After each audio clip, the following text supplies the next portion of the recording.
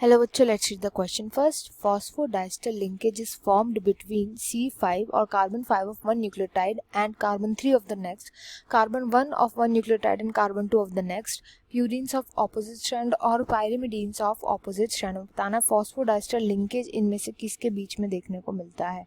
तो इसके लिए जो की कॉन्सेप्ट पता होना चाहिए, that is DNA का structure is very important to remember. बहुत ही सिंपल क्वेश्चन है. अगर आपको पता हो फॉस्फोडाइस्टर लिंकेज होते कहाँ पर है, तो डीएनए जो होता है इसको बोला जाता है डीऑक्सीराइबोज और डीऑक्सीराइबो न्यूक्लिक एसिड एंड इसका स्ट्रक्चर क्या होता है. सबसे पहले एक फॉस्फेट मॉलिटी होती है, ये कनेक्टेड होती है एक शुगर से जो कि डीऑक्सीराइबोज शुगर होता है. ये फर्दर कनेक्टेड होता है नाइट्रोजन बेस से कनेक्टेड होता है. अब यहाँ पर जो नेक्स्ट बॉन्ड बनता है वो बनता है नेक्स्ट यहाँ पर ऐसे फॉस्फेट आता है. फॉस्फेट के साथ यहाँ पर अटैच हो जाता है शुगर, फॉस्फेट एंड शुगर.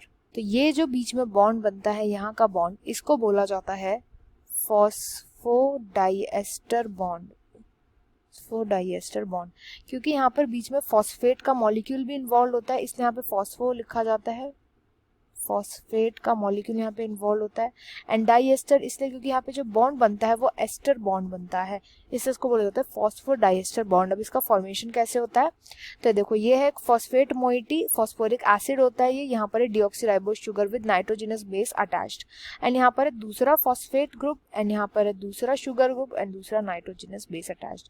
अब इसमें जब बॉन्ड बनना होता है तो जो थर्ड हम यहाँ पे वैसे कोई भी ले सकते हैं, थर्ड फिफ्थ थर्ड. तो जो थर्ड कार्बन होता है ऑफ शुगर का जो थर्ड कार्बन होता है वो बॉन्ड बनाता है with the fifth carbon of the sugar. ये कैसे होता है वो हम देखेंगे. इसमें सबसे पहले तो H2O बाहर निकल जाता है. यहाँ का जो OH होता है ये OH ये आपस में कंबाइन कर जाते हैं, आपस में कंबाइन करके बाहर निकल जाते हैं. बचता है ये बॉन्ड, इसी बॉन्ड को बोला जाता है फॉस्फोडाइस्टर बॉन्ड. अब यहाँ पे जो शुगर्स जो कार्बन इन्वॉल्व है हम वो देखेंगे. तो यहाँ पे जो कार्बन है ये है first, second carbon and third carbon, and यहाँ पर है first, second, third, fourth and fifth.